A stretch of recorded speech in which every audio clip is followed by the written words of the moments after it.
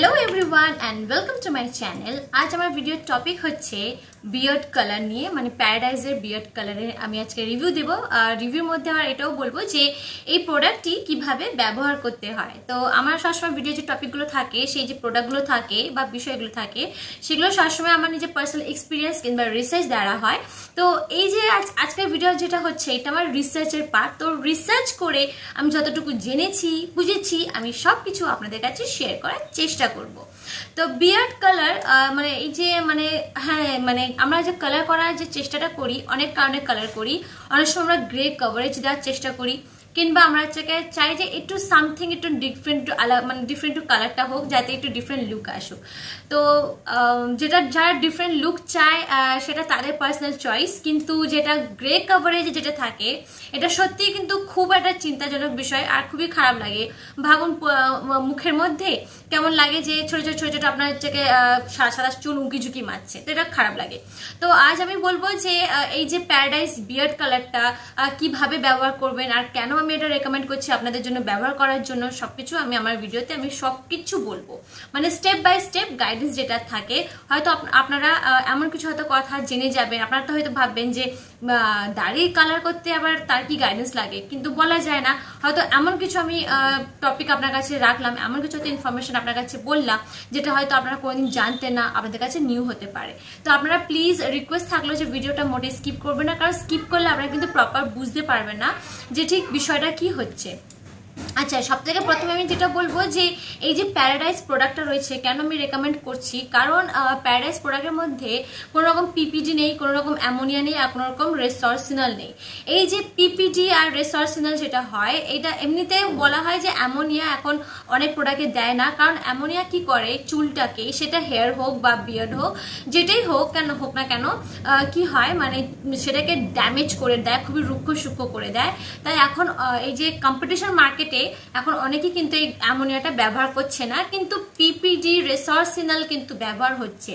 রেসর্সিনাল ব্যবহার হয় আপনার এই যে কিয়ার সাথে ব্ল্যাক শাইন অয়েলটা রয়েছে ওর মধ্যে রেসর্সিনাল রয়েছে, তারপরে যে ভ্যাসমল কেশ কালার রয়েছে এর মধ্যে পিপিডি রয়েছে, কারণ এগুলো হচ্ছে কালারেন্ট। এই যে কালো রংটা যেটা আসে, কালো রং আসার কারণ হচ্ছে এই পিপিডি আর রেসর্সিনাল।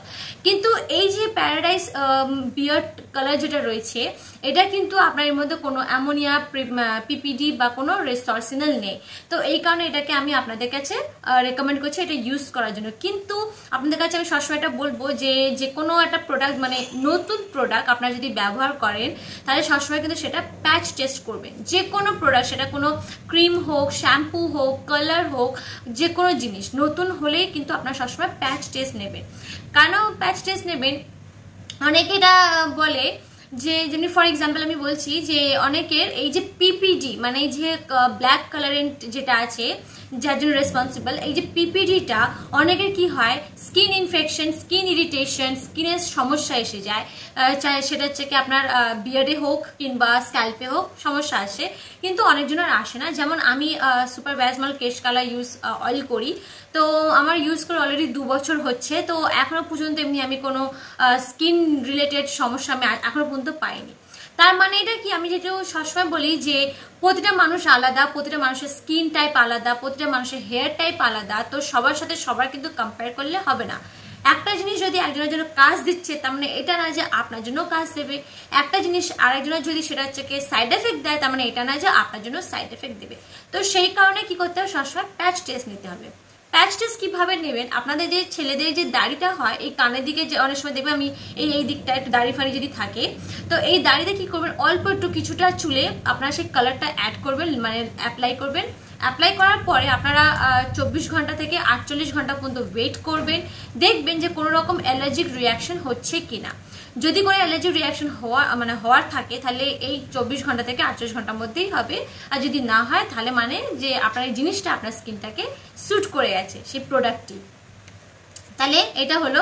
এরপরে আসছি যে জিনিসটা যখন আপনারা অ্যাপ্লাই করবেন, করার আগে তার আগে কি কি প্রস্তুতি নিতে হবে। প্রস্তুতি নিতে হবে কি আপনাকে গ্লাভস পরতে হবে।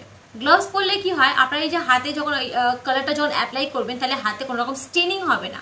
কারণ এইটা তো বলা যাবে না গ্যারান্টি দিয়ে যে কোনো আপনারা হেয়ার কালারেন্ট ইউজ করছেন, hair colour hair dyes use করছেন আর সেটা আপনার স্কিনটাকে স্টেন করবে না, এটা কিন্তু সম্ভব না। স্টেন হবেই হবে, তার জন্য আপনারা গ্লাভ ইউজ করবেন। আচ্ছা, এরপরে কি করবেন, এই যে বিয়ার্ডের যে হেয়ার লাইন্সগুলো থাকে, হেয়ার লাইন্সে, কানের দিকে, গলায়তে, এইসব জায়গায় আপনারা কি করবেন, পেট্রোলিয়াম জেলি যেমন কি আপনার ভ্যাসলিন হয়, এটা ওখানে লাগিয়ে দেবেন। লাগালে কি হবে, এই যে বিয়ার্ড ছাড়া যে এক্সট্রা স্কিন থাকে, এইসব এক্সট্রা স্কিনগুলো কিন্তু কালার হবে না, কালো হবে না। এইভাবে অ্যাপ্লাই করবেন, মানে যখনই আপনারা বিয়ার্ডে লাগাবেন তার আগে বিয়ার্ডের যে হেয়ার লাইন্স, কানের এই দিকটা আর গলার এখানে আপনারা ভ্যাসলিন অ্যাপ্লাই করবেন, ভ্যাসলিন লাগিয়ে নেবেন। বিয়ার্ডের চুলে না, লাইন্সগুলো কথা বলছি, যেগুলো যেসব জায়গায় ফাঁকা রয়েছে এখানেও লাগিয়ে নেবেন, যাতে কালারটা ওখানে স্টেন না করে। এটা হলো। আচ্ছা, তারপরে এবারে কি হবে, এটাকে যখনই আপনারা মিক্সারটা যখন মিক্সটা মানে এর মধ্যে ডেভেলপার থাকে, কালারেন্ট থাকে, তো এত কিছু যে থাকে, এইসব জিনিসগুলো যখনই আপনারা মিক্স করবেন, ব্লেন্ড করবেন, সবসময় একটা নন মেটালিক বাউল নেবেন, নন মেটালিক পাত্র নেবেন, যেমন কি আপনার গ্লাস হতে পারে কিংবা প্লাস্টিক হতে পারে, মানে যে বাটিটা হবে, যে বাউলটা হবে, সেটা যেন কাঁচের হয় কিংবা প্লাস্টিকের হয়। কেন? কারণ যখন কোনো মেটালিক, যেমন হয়তো স্টিলের হোক বা তামা হোক, যে কোনো যদি মেটেল কোনো যদি পাত্র নেন, তাহলে কি হবে, সেই মেটেলটার সাথে এই কালারেন্টটা রিয়াক্ট করবে, করে দেখা যাবে অন্য কিছু একটা জিনিস তৈরি হয়ে গেছে। তো সেই জন্য সবসময় কাঁচের জিনিস কিংবা প্লাস্টিকের পাত্র ব্যবহার করবেন, তাহলে সেই জিনিসটা রিয়াক্ট করবে না, তো ওভারঅল অন্য কিছু জিনিস তৈরি হবে না। এইটা হলো। আচ্ছা, এরপরে যখন মিক্সারটা, যখন এই কালারেন্ট আর ডেভেলপারটা যখন আপনারা মিক্স করছেন, ভালোভাবে এটাকে মিক্স করবেন, যাতে একটা স্মুথ আর কনসিস্টেন্ট মিক্সচার যেন তৈরি হয়, একটা ভালো পেস্ট যেন তৈরি হয়, মিক্সারটা যেন খুবই স্মুথ পেস্ট তৈরি হয়ে যায়। আচ্ছা, এরপরে এই যে মিক্সারটা এই যে তৈরি করার পরে কিন্তু ভাই মিক্স করে রেখে দিলাম, 1 ঘন্টা 1 ঘন্টা পরে ব্যবহার করলাম, মোটেই না। মিক্স করার পরে সঙ্গে সঙ্গে আপনাকে অ্যাপ্লাই করতে হবে, কারণ যখন আপনারা রেখে দেবেন এখানে অক্সিডেশন হওয়ার সম্ভাবনা থাকে। এর মধ্যে যে অক্সিজেন থাকবে, সেই অক্সিজেনটা গিয়ে এই যে আপনারা যে মিক্সারটা তৈরি করেছেন এর সাথে রিয়াক্ট করে অক্সিডেশন হয়ে যাবে। আর কিংবা কি হতে পারে, এর সাথে মানে খারাপ হবে কি, যে কালারের যে এফেক্টিভনেসটা থাকে সেটাও কিন্তু নষ্ট হয়ে যেতে পারে। তাই রাখবেন না মোটেই, সঙ্গে সঙ্গে মিক্স করার সঙ্গে সঙ্গে আপনারা অ্যাপ্লাই করে নেবেন। আচ্ছা, অ্যাপ্লাইটা আপনারা যখন করবেন, যে আপনার যে দাড়িটা থাকে সেটা যেন শুকনো থাকে আর পরিষ্কার থাকে, কোনো রকম ভেজাবেন না, বা যেন ধুলো, ময়লা, ঘাম এসব যেন কিছু না থাকে, শুকনো আর পরিষ্কার দাড়িতে সবসময় আপনারা অ্যাপ্লাই করবেন। আপনারা যখন অ্যাপ্লাই করছেন, যে অ্যাপ্লিকেটার ব্রাশ পাওয়া যাচ্ছে, সেই অ্যাপ্লিকেটার ব্রাশ দিয়েও অ্যাপ্লাই করতে পারে, কিংবা যেহেতু আপনারা গ্লাভস পরে আছেন, তো সেই মানে যদি আপনারা আঙুল দিয়ে অ্যাপ্লাই করেনও, তাহলে আপনার তো হাত স্টেন হচ্ছে না, কারণ গ্লাভস রয়েছে। তো গ্লাভস থাকলে গ্লাভস পরে আপনারা নিজের আঙুল দিয়েও কিন্তু সেখানে ভালো করে অ্যাপ্লাই করে দিতে পারেন সেই কালারটা বিয়ার্ডের মধ্যে। আচ্ছা, এবারে স্টার্ট করতে হবে কি করে, সবসময় রুট থেকে স্টার্ট করতে হবে, মানে যে বিয়ার্ডের যে রুটটা হচ্ছে, রুট থেকে আপনার টিপে আসতে হবে, রুট থেকে আপনারা স্টার্ট করবেন। এটাকে আপনারা অ্যাপ্লাই করার পরে 30 থেকে 45 মিনিট ওয়েট করবেন।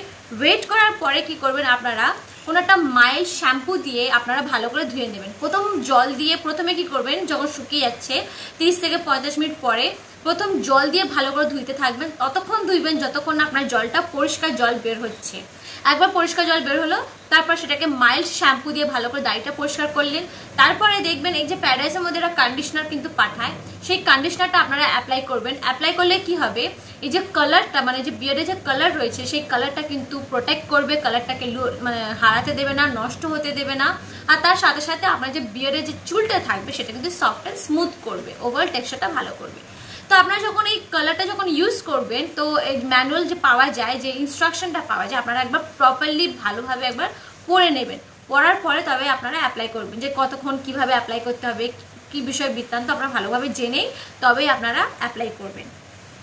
আচ্ছা, এরপরে আমি যেভাবে বললাম যে সবার জন্য কিন্তু সমান না, অনেকজনের এই কমপ্লেনটা এসছে যে কালারটা ডিফারেন্ট হচ্ছে, যা দেখাচ্ছে সেটা হচ্ছে না, কালারটা আলাদা আলাদা আসছে। কেন এটা হয়?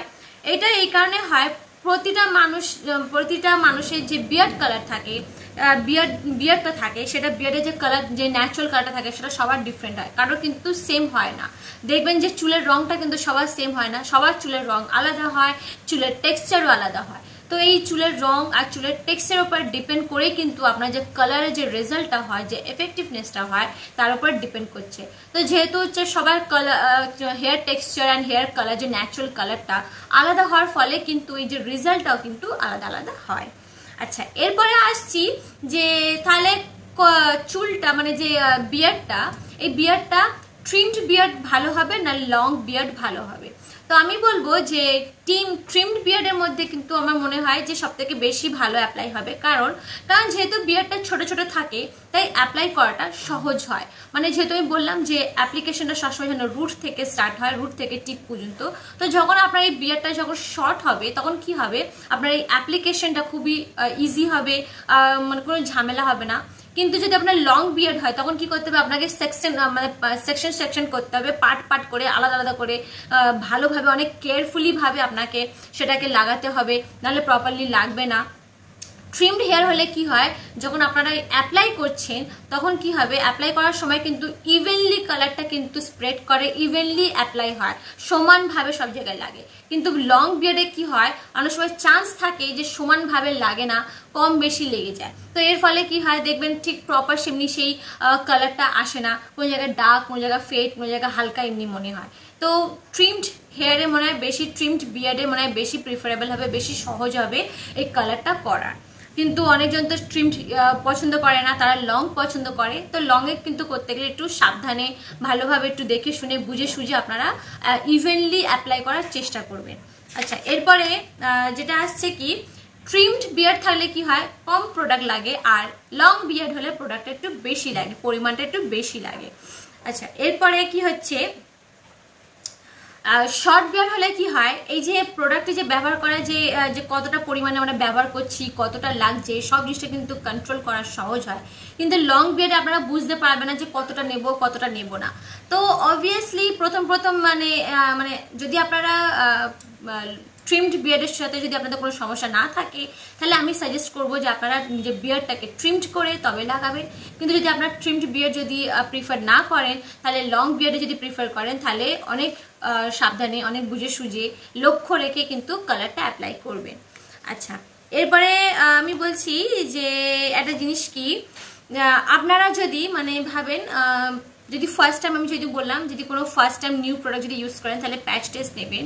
আর একটা জিনিস বলবো যে আপনারা হয়তো অনেক সময় হয়তো কোনো একটা পুরোনো প্রোডাক্ট ইউজ করেছিলেন বিয়ার্ড কালারের জন্য। যেমন আমার একটা ইউজার রয়েছে, মানে আমার একটা ভিউয়ার্স রয়েছে, সরি ইউজার না, আর আমার একটা ভিউয়ার্স রয়েছে। তো ওনার একটা সমস্যা হয়েছিল যে উনি একটা বিয়ার্ড কালার অ্যাপ্লাই করার পরে ওনার স্কিন ইনফেকশন হয়ে গেছিল।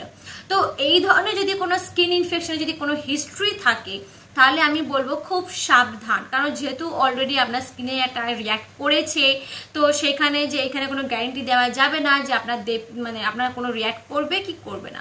সেই ক্ষেত্রে আপনি প্লিজ আপনারা মানে কোনো যদি আপনার রিয়াকশন, কোনো যদি অ্যালার্জিক হিস্ট্রি থাকে পুরনো কোনো হেয়ার কালার ড্রাই নিয়ে, তাহলে আপনারা ইউজ করার সময় অবশ্যই প্যাচ টেস্ট নেবেন আর খুবই সাবধানে থাকবেন, সাবধানে ইউজ করবেন। আচ্ছা, এবারে আমি যেহেতু বললাম যে এই প্রোডাক্টটির মধ্যে কোনো রকম আপনার অ্যামোনিয়া নেই, পিপিডি নেই, কিংবা কোনো রকম আপনার রেসোর্সিনাল নেই, মানে এটা এটা মার্কেটিং করে এরা খুবই একটা জেন্টেল হেয়ার কালার, হেয়ার ডাইন এরা মার্কেটিং করে। তো যেহেতু এরা জেন্টেল, কিন্তু জেন্টেল হলে কি হবে, যদি আপনার স্কিনে কোনো সেন্সিটিভনেস থাকে বা কোনো রকম স্কিনে কোনো প্রবলেম থাকে, তাহলে এটা যে আপনার কোনো এমনিতে মানে এটা কোনো হার্মফুল না, এই প্রোডাক্টটি কোনো রকমই হার্মফুল করবে না। কিন্তু সবার স্কিন তো আলাদা হয়, যে আমি যেহেতু বললাম যে একজনের যদি ভালো হয় তো আরেকজনের যে খারাপ হবে না, সেটা কিন্তু তার কোনো গ্যারেন্টি নেই। তো কোনো জিনিস কিন্তু কেউ কোনো গ্যারেন্টি দিতে পারে না। ওভারঅল এই প্রোডাক্টটি কিন্তু একটা ডিসেন্ট চয়েস রয়েছে, কিন্তু আপনার যদি কোনো প্রবলেম থাকে তো আপনার সবসময় প্যাচ টেস্ট নেবেন, কিংবা যখনই ইউজ করবেন একটু সাবধানে মেনে বেছে জিনিসটা ব্যবহার করবেন। তো আপনার যদি মনে হয় আমার ভিডিওটি আপনার কাছে ইনফরমেটিভ ছিল, তাহলে প্লিজ লাইক করবেন, শেয়ার করবেন, আর যদি কিছু জানার থাকে তাহলে অবশ্যই কমেন্ট করবেন। So thank you for watching my video. Bye bye friends.